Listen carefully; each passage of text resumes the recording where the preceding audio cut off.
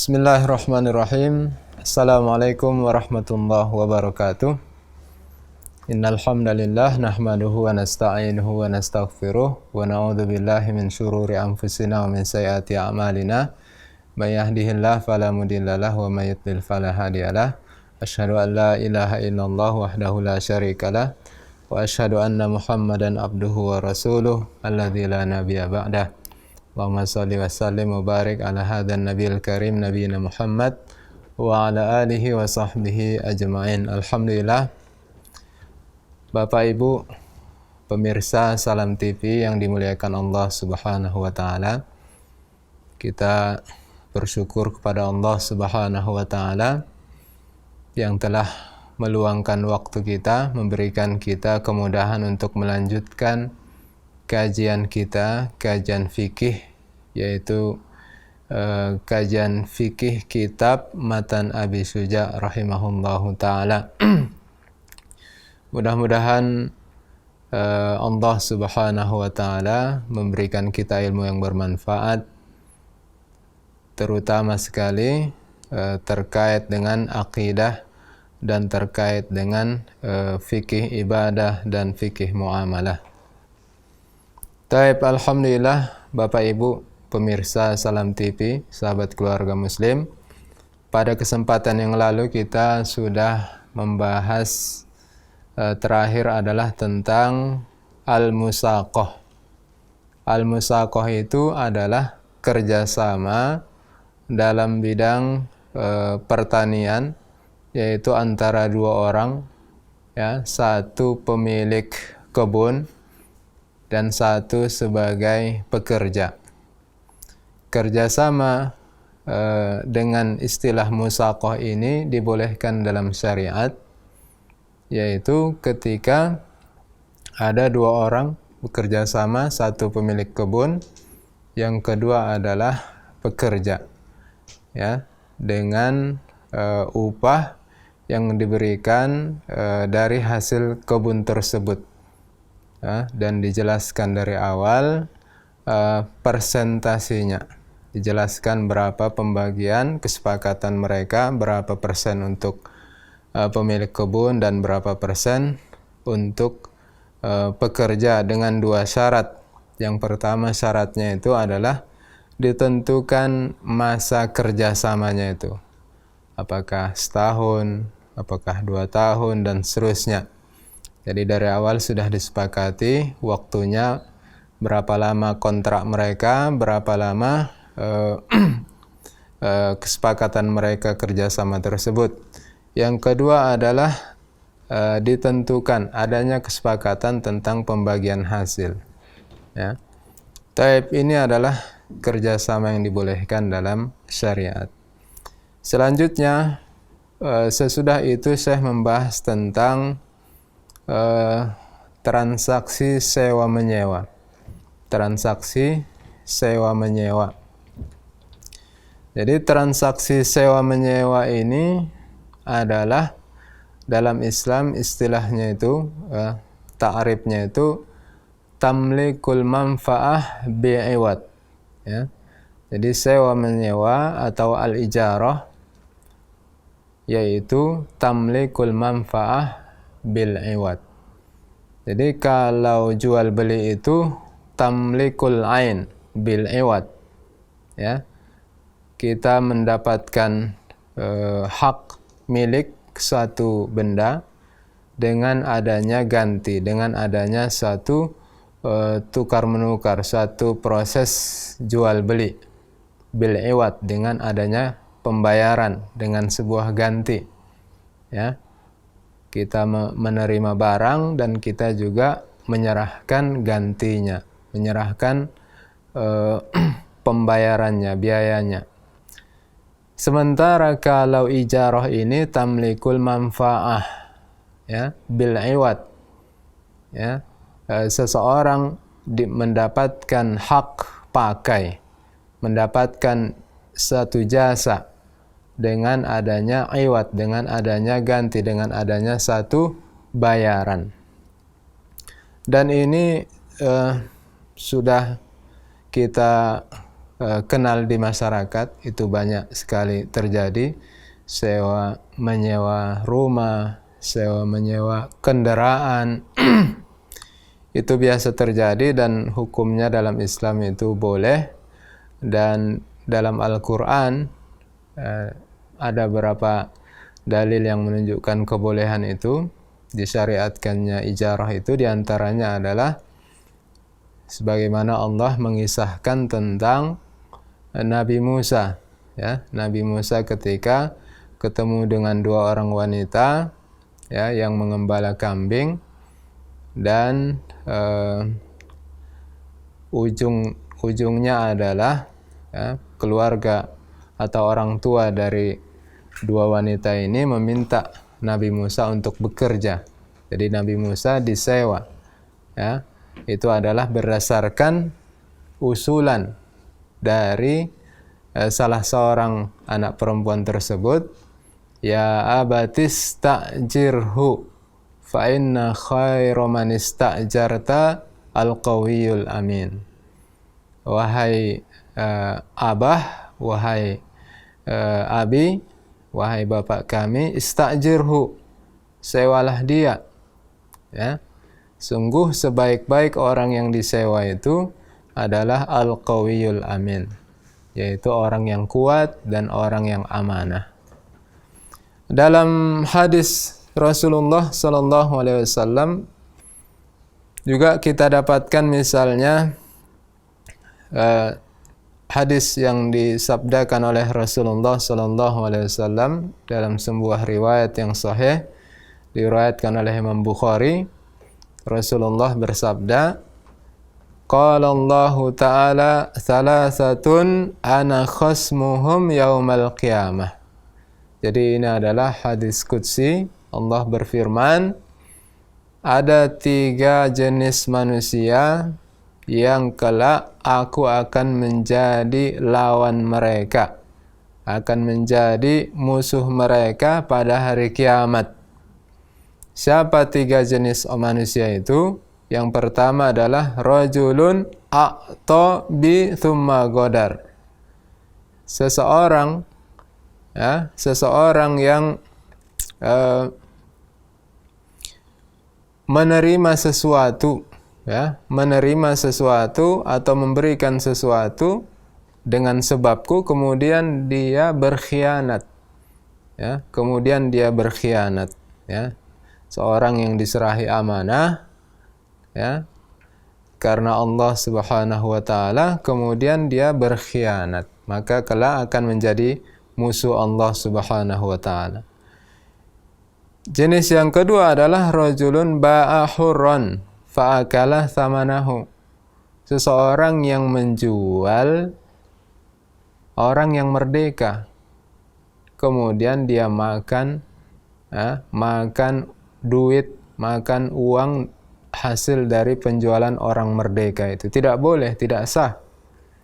Yang boleh dijual itu budak sahaya, hamba sahaya, ya, amah atau abdun. Adapun orang merdeka tidak boleh dijual, tidak boleh diperjualbelikan. Jadi kalau dilakukan itu, maka duit atau uang hasil dari jual beli tersebut adalah haram.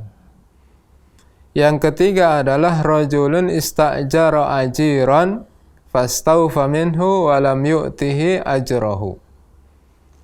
Seorang laki-laki yang menyewa, ya, yang menyewa seseorang, ya, seorang pekerja, kemudian orang yang disewa itu istawfa minhu, menunaikan apa kewajibannya, pekerjaan yang diminta, ya, walam yu'tihi ajrahu, namun, ya, orang yang menyewa itu tidak menunaikan kewajibannya membayar, ya, membayar uang sewa kepada orang yang disewanya itu.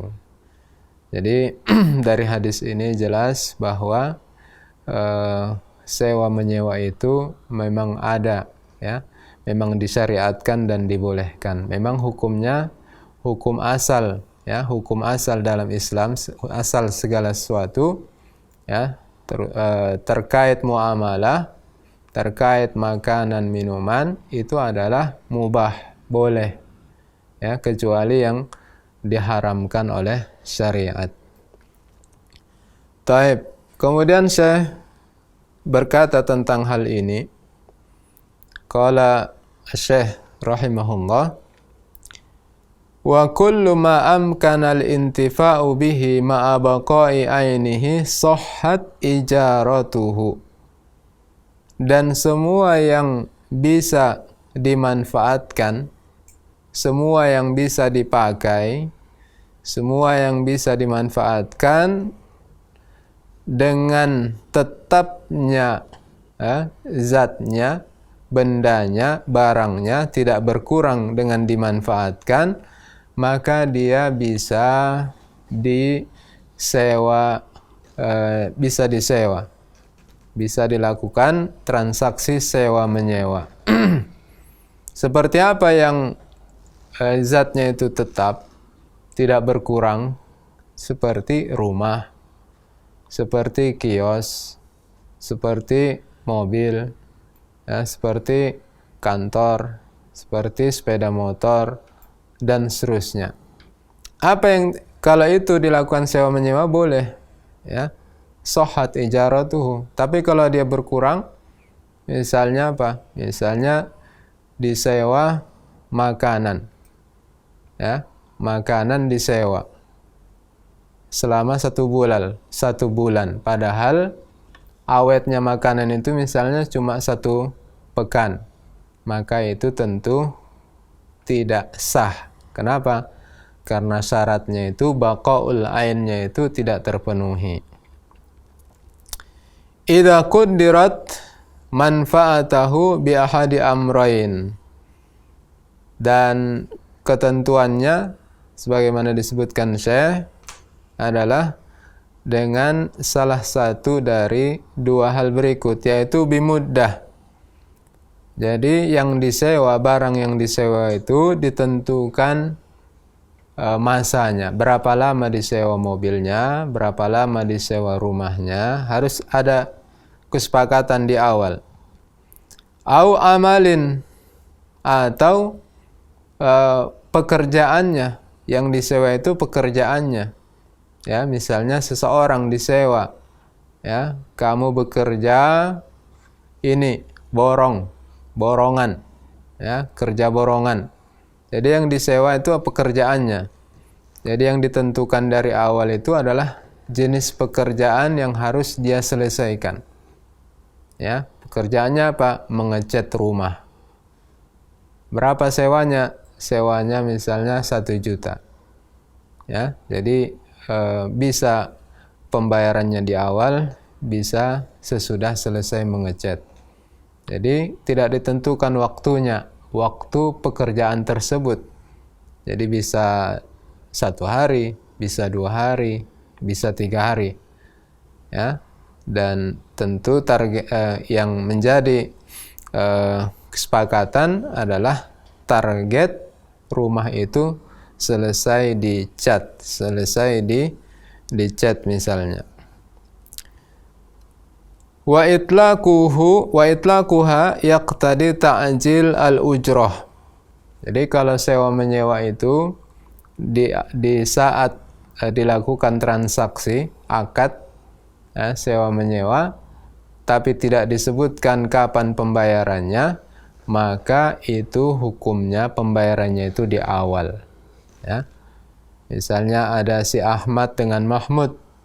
Ahmad mengatakan kepada si Mahmud, wahai Mahmud, ya, kamu saya minta untuk mengecat, ya, mengecat rumah saya dengan biayanya 1 juta. Dan si Mahmud menyetujui, ya, menyetujui, maka transaksinya itu sah, dan pembayarannya kalau tidak disebutkan kapan saat transaksi, maka pembayarannya adalah saat transaksi itu, ya. Jadi sebelum pekerjaan dimulai. Tapi kalau disebutkan saat transaksi pembayarannya di akhir, itu juga boleh. Berarti pembayarannya di akhir, kalau memang begitu kesepakatan mereka. Baik, Bapak Ibu, pembahasannya masih ada sedikit lagi tentang ijarah ini, akan kita lanjutkan sesudah pesan-pesan berikut ini.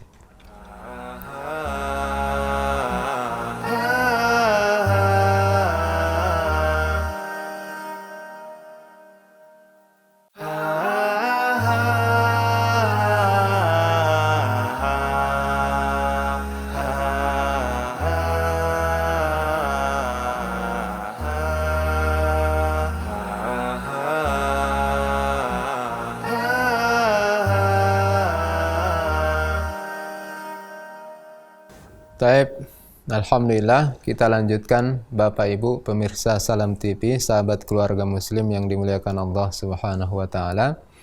Tadi kita menjelaskan tentang syarat dibolehkannya transaksi sewa menyewa, ya. Transaksi sewa menyewa itu dengan ketentuan imma, ya, ditentukan waktunya atau ditentukan target pekerjaannya.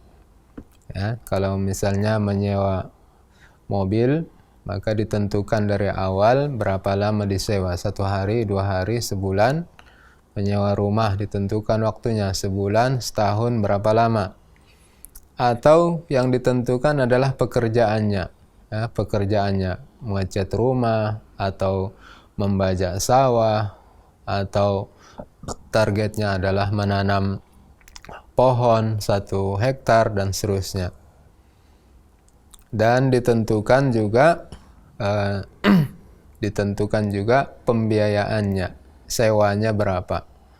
Kalau tidak ditentukan kapan pembayarannya, maka otomatis pembayarannya adalah di awal. Boleh dibayar di akhir sewanya, tapi harus disebutkan saat dilakukan akad, saat dilakukan transaksi sewa menyewa. Selanjutnya Syekh mengatakan, wala tabtulul ijarah bimauti ahadil muta'aqidain. Akad dan transaksi sewa menyewa itu tidak batal, tidak otomatis batal ketika salah satu dari dua pihak itu wafat atau meninggal dunia, baik yang menyewa ataupun yang menyewakan, baik yang menyewa barang ataupun yang pemilik barang yang menyewakan. Salah satu dari keduanya wafat, tidak otomatis batal transaksi itu. Jadi siapa yang meneruskan? Ahli warisnya tentunya. Ya, ahli warisnya yang menentukan. Karena kalau batal itu akan menyebabkan mudarat. Ya, misalnya menyewa rumah 1 tahun, baru 1 pekan wafat yang menyewa. Kalau batal transaksi tentu itu akan merepotkan dan menyibukkan mereka. Nah, jadi tidak batal otomatis. Jadi yang meneruskan adalah ahli warisnya, keluarganya. Wa tabtulu bitalafil ainil mustajarah, ya. Tapi yang menyebabkan batal transaksi itu adalah dengan rusaknya, ya, dengan rusaknya barang yang menjadi objek sewa menyewa, sehingga tidak bisa dipakai lagi, sehingga manfaatnya tidak didapatkan lagi. Misalnya menyewa mobilnya rusak parah, nggak bisa dibagusi, nggak bisa dipakai lagi, maka batallah transaksinya. Menyewa rumah, ternyata rumahnya kebakaran, nggak bisa lagi dipakai, batallah transaksinya. Taib. Wala dhamana 'alal ajir illa bi'udwan. Saya mengatakan tidak ada ganti rugi, tidak ada kewajiban untuk mengganti rugi, mengganti barang yang disewa ketika barang tersebut rusak. Rumah misalnya disewa kebakaran, ya, otomatis batal transaksi sewa menyewanya. Ya. Terus siapa yang mengganti? Apa konsekuensinya? Syekh mengatakan wala domana alal ajir illa bi'udwan. Yang menyewa itu dia tidak dituntut untuk mengganti barang yang disewa itu, rumah yang kebakaran itu, kecuali kalau dia yang membakar. Kalau gara-gara dia sengaja ya, melakukannya, maka dia wajib mengganti. Ya, tapi kalau misalnya kebakaran tidak ada kaitan karena kecerobohan atau kesalahan atau kesengajaan si penyewa, misalnya karena korslet misalnya listrik, terjadi hubungan singkat sehingga menimbulkan percikan api dan menimbulkan kebakaran, maka ketika itu yang menyewa rumah tersebut tidak diwajibkan untuk mengganti rumah tersebut.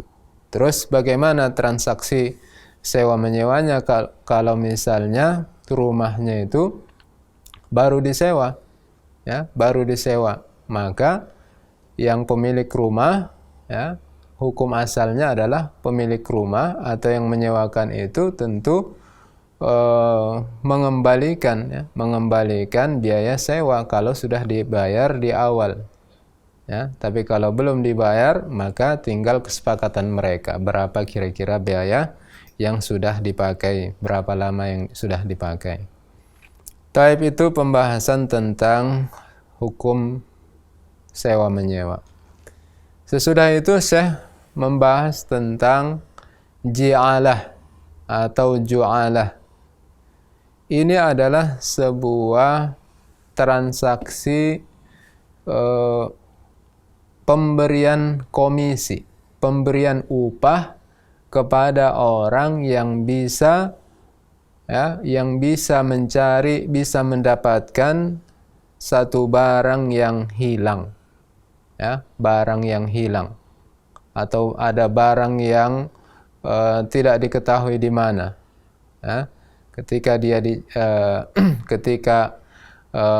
ada barang yang tidak diketahui apakah karena hilang atau karena lupa, kemudian tentu pemilik barang tersebut ingin supaya barangnya kembali kepadanya, ya, jumpa lagi. Maka dalam Islam dibolehkan bagi pemilik barang itu untuk membuat pengumuman, ya, siapa yang bisa mendapatkan barang, ya, barang ditentukan sifatnya, modelnya, barang yang hilang itu atau tidak diketahui di mana rimbanya, maka akan mendapatkan upah, mendapatkan komisi sekian-sekian. Jadi ditentukan dari awal berapa komisinya. Tidak boleh tanpa disebutkan, itu goror. Tidak boleh satu transaksi di situ ada unsur gorornya. Syekh mengatakan, qala rahimahullah, wal ji'alatu jaizatun. Ji'alah itu hukumnya boleh. Ya, dalam Al-Quran di antara dalilnya adalah, ya, kisahnya Nabi Yusuf. Ya, kisahnya Nabi Yusuf dengan saudara-saudaranya ketika datang, ya, ke Mesir, saudara-saudaranya, dan piala raja hilang, ya, piala raja hilang, kemudian disebutkan oleh satu pegawai, ya, kepada siapa yang bisa mendapatkan piala itu maka akan mendapatkan hadiah. Disebutkan dalam Al-Quran surat Yusuf ayat 72, waliman jaa bihi himlu ba'ir wa ana bihi za'im. Siapa yang bisa mendapatkan, siapa yang bisa mengembalikan piala raja, ya, atau mahkota raja, maka dia akan mendapatkan upah, mendapat komisi, ya, barang-barang, makanan-makanan sebanyak beban yang bisa dibawa seekor onta. Wa ana bihi zaim, dan saya yang bertanggung jawab atas hal tersebut. Saya yang menjamin dia akan mendapatkan hadiah, komisi atau upah. Jadi Ibnu Katsir mentafsirkan ayat tersebut mengatakan hadza mim bab ji'alah. Ya, ayat ini menunjukkan disyariatkannya ji'alah. Taib. Syekh mengatakan wal ji'alatu jaizatun. Ji'alah itu ya, berupa sayembara ya, atau apalah namanya, itu hukumnya boleh. Wa huwa an yashtarita fi raddi dhallatihi iwadan ma'luman. Ji'alah itu yaitu dengan disebutkan atau disyaratkan untuk bisa mengembalikan atau mendapatkan atau menemukan barang yang hilang. Ya.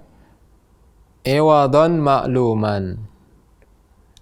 Dengan adanya ketentuan atau kejelasan upah komisi bagi orang yang bisa mendapatkannya, bagi orang yang bisa mengembalikan barang tersebut. Fa idza raddaha istahaqqa dzalikal iwad al-masyrut. Siapapun yang bisa mendapatkannya, mengembalikan barang yang hilang tersebut kepada pemiliknya, maka dia berhak untuk mendapatkan komisi sebagaimana yang diumumkan, sebagaimana yang disampaikan kepada masyarakat. Taib. Jadi itu dia penjelasan dan pembahasan tentang ji'alah. Kemudian Syekh pindah ke pembahasan al-mukhabarah. Ya, al-mukhabarah ini mirip dengan pembahasan musaqah. Ya, musaqah itu adalah kerjasama bidang pertanian, kerjasama dalam mengelola kebun. Sementara mukhabarah dan muzara'ah ini juga kerjasama dalam bidang pertanian. Cuma bedanya bahwa muzara'ah dan mukhabarah ini tanahnya itu masih kosong. Kalau musaqah, tanahnya sudah berisi tanaman, sudah ada pohon-pohon di dalamnya, itulah yang diurus. Ya, sementara ini tanahnya masih kosong. Apa kata Syekh? Syekh rahimahullah mengatakan, wa idza dafa'a ila rajulin ardon liyazra'aha, dan jika ya, seseorang menyerahkan ya, satu tanah ya, untuk diurus oleh seorang laki-laki, diurus oleh seseorang supaya ditanami, liyazra'aha, supaya dikelola, ditanami dengan baik, wa syarata lahu juz'an ma'luman, dan disyaratkan baginya ya, ditentukan dalam akad itu bahwa pemilik tanah itu mendapatkan hasil atau imbalan tertentu ya, mendapatkan imbalan tertentu. Misalnya disyaratkan dia akan mendapatkan, misalnya kalau tanamannya itu adalah kurma ya, disyaratkan dia mendapatkan 1 ton kurma ya, per hektar dalam 1 tahun misalnya. Atau disyaratkan dia mendapatkan, pemilik tanah itu mendapatkan pada daerah tertentu dari tanah yang disewa atau dilakukan transaksi kerjasama mengurusnya, pada bagian tertentu, apakah sebelah barat atau sebelah timur, ditentukan. Maka dikatakan oleh Syekh lam yajuz, maka hukumnya tidak boleh. Ya, hukumnya tidak boleh. Kenapa hal itu tidak boleh? Insya Allah akan kita lanjutkan pembahasannya sesudah pesan-pesan berikut ini.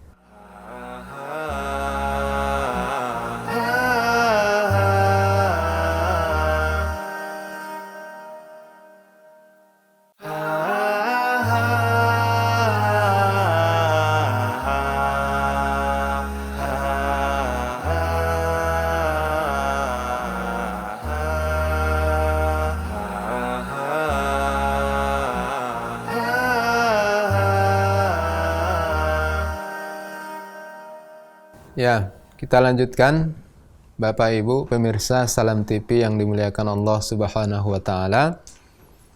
Terakhir tadi kita membahas tentang transaksi mukhabarah dan muzara'ah. Jadi mukhabarah itu adalah transaksi antara pemilik tanahnya masih kosong, dengan orang yang mau mengelola tanah tersebut. Kalau mukhabarah, maka bibit itu dari si pekerja, dari orang yang akan mengelola. Kalau muzara'ah, bibit tanaman yang akan ditanami di tanah kosong tersebut dari si pemilik tanah. Dua-duanya hukumnya tidak boleh. Ya, dua-duanya hukumnya tidak boleh. Kenapa tidak boleh? Bagaimana tidak boleh? Ketika si pemilik tanah mensyaratkan bahwa keuntungannya, bagian yang dia dapatkan si pemilik tanah itu ditentukan dari awal sekian, ya, bukan persentasinya, tapi langsung ditentukan jumlahnya. Apakah sekian kilo untuk dia, apakah sekian ton, ya, atau yang ditentukan adalah bagian hasil dari tanah, ya, tanaman yang di sebelah timur itu untuk saya, untuk pemilik tanah. Itu tidak boleh karena di situ ada unsur gharar, di situ ada ketidakjelasan akad, ya, karena belum tentu nanti, ya, pengelolaan tanah tersebut menghasilkan untung. Iya kalau panennya berhasil, ya. Kalau tanaman tersebut bisa dipanen. Tapi kalau nanti datang hama, ya, kalau nanti panennya gagal, ya, tentu si pekerja, si pengelola, dia sudah rugi waktu, rugi tenaga, tambah lagi dia harus menyerahkan sesuatu yang harus dia bayarkan kepada si pemilik tanah. Maka karena itulah tidak boleh hukumnya. Kemudian saya mengatakan wa in akrahu iyyaha bidhahabin aw fiddatin aw syarata lahu ta'aman ma'luman fi dhimmatihi jaza. Tapi kalau modelnya adalah disewakan, ya, disewakan dengan pembayaran emas atau perak, ya, misalnya disewakan tanah kosong itu, ada orang yang mau mengelolanya selama 1 tahun, bayarannya adalah 1 gram emas, ya, selama 1 tahun disewakan, ya, berapapun hasilnya itu terserah kepada si pengelola, atau fiddah atau perak, atau persentasi hasil dari pengelolaan tanah tersebut, keuntungannya. Misalnya ditanami jagung, padi atau apa, persentasinya, persentase keuntungan itulah yang diberikan. Misalnya persentasinya 50-50 atau 60-40, ya. 40% dari keuntungan itu untuk si pemilik tanah. Jadi kalau untung baru dapat, tapi kalau nggak untung, kalau rugi, maka sama-sama tidak dapat. Kalau begitu hukumnya boleh. Yang tidak boleh tadi adalah ketika ada unsur gharar, ya, ada unsur gharar di mana si pemilik tanah sudah mensyaratkan di awal bahwa berapapun hasilnya, pokoknya sekian kilo, sekian ton, sekian harus diberikan nanti kepada si pemilik tanah, atau diberikan hasil panen dari bagian tanah sebelah timur atau barat atau selatan. Itu tidak boleh karena gharar, bisa jadi di situ yang banyak hasilnya, daerah lain itu sebelah yang lain itu kurang hasilnya. Itu tentu ada ghararnya dan merugikan salah satu dua pihak. Taib. Selanjutnya Syekh membahas tentang Ihya'ul Mawad. Ya. Ihya'ul Mawad itu adalah mengelola tanah kosong yang tidak ada pemiliknya. Ya. Karena pada hakikatnya tanah itu kan milik Allah, ya, dan perlu tanah itu dikelola. Jadi ketika tidak ada pengelolanya, tidak ada pemiliknya, maka dalam Islam dibolehkan tanah tersebut dikelola, ya, demi kemaslahatan umat manusia. Kalau dibiarkan kosong kan tanah tersebut jadi tandus, jadi sia-sia. Maka Syekh mengatakan, qala rahimahullah, wa ihya'ul mawad jaizun. Ya, mengelola tanah yang tidak ada pemiliknya, yang tidak ada mengelolanya, ya, itu hukumnya boleh dengan dua syarat. Ya, dua syaratnya. Apa syaratnya? Ayyakunal muhyi musliman.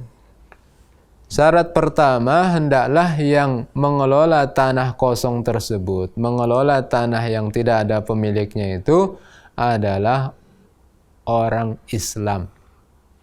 Jadi selain muslim tidak boleh, ya, mengelola tanah yang kosong, walaupun diizinkan oleh khalifah, walaupun diizinkan oleh penguasa. Jadi itu adalah merupakan keutamaan umat Islam, ya. Dari sini kita melihat pembelaan, ya, pembelaan dan kepada umat Islam harus diutamakan, ya, harus diutamakan. Bukan berarti, ya, bukan berarti di luar Islam itu dibiarkan kelaparan, tidak, ya, juga tetap diberikan kesempatan tentu untuk bekerja, ya, untuk hidup dengan baik, bahkan dijaga dalam daulah Islamiyah. Tidak boleh dibunuh, tidak boleh diganggu dan seterusnya. Itu syarat yang pertama. Syarat yang kedua adalah wa antakunal ardu hurratan. Ya. Dan bahwasanya tanah tersebut adalah tanah yang bebas, tidak ada pemiliknya. Ya, tanah yang murni, sama sekali tidak ada yang mengelolanya, tidak ada pemiliknya, dan tidak ada yang memakainya. Ya. Jadi tanah tersebut tanah yang tidak dimiliki oleh seorang, tidak ada yang menggunakannya. Jadi kalau misalnya tanah itu adalah walaupun tidak dimiliki tapi ada yang menggunakannya, ada yang memanfaatkannya, tidak boleh diambil, tidak boleh dikuasai, dimiliki. Contohnya apa? Contohnya jalan, ya. Contohnya adalah jalan umum, ya, jalan umum, ya, di tengah hutan atau di tengah padang pasir, itu adalah sarana untuk umum, tidak boleh dikuasai oleh seseorang, karena itu akan memudaratkan orang banyak. Kalau sampai dikuasai, dimiliki, dibuat pula pagarnya, orang tentu tidak bisa lewat. Taib. Jadi syaratnya yang mengelola itu, yang membuka itu adalah orang Islam. Yang kedua, tanahnya itu adalah tanah yang kosong, tidak ada pemilik dan penggunanya. Kemudian lam yajri 'alaiha milkun li muslimin, ya, belum ada yang memiliki orang Islam. Wa sifatul ihya ma kana fil adah imaratan lil muhya.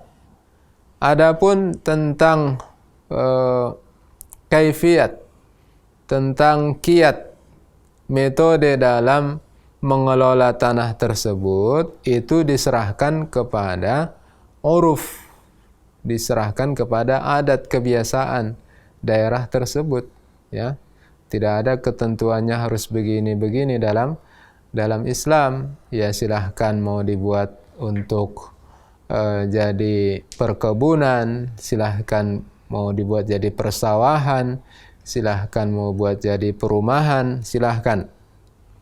Ini tergantung adat dan kebiasaan daerah tersebut. Wajib badlul ma bisalasati syara'id, an yafdula an hajatihi wa an yahtaja ilaihi ghairuhu li nafsihi aw li bahimatihi wa an yakuna mimma yustakhlafu fi bi'rin aw ainin. Jadi menyalurkan air, ya, menyalurkan air kepada hewan orang lain itu hukumnya wajib, ya, wajib menyalurkan air, memberikan air kepada hewan orang lain. Hukumnya wajib dengan 3 syarat. Yang pertama adalah ketika air tersebut itu sudah melebihi kebutuhan si pemilik air, sudah melebihi kebutuhan. Tapi kalau air tersebut terbatas, tentu yang diutamakan adalah pemilik air dan diutamakan adalah manusia, ya. Manusia, hak manusia lebih utama daripada hak hewan tentunya. Wan yahtaja ilaihi ghairuhu li nafsihi aw li bahimatihi. Yang kedua adalah, ya, sudah melebihi kebutuhan orang lain, tetangganya. Jadi hak manusia lebih diutamakan dari hak hewan. Dan juga li bahimatihi, dan hewan ternak pemilik, ya, tanah yang di situ ada airnya. Yang ketiga adalah wa an yakuna mimma yustakhlafu fi bi'rin au ainin, bahwa air itu, ya, air itu adalah memang masih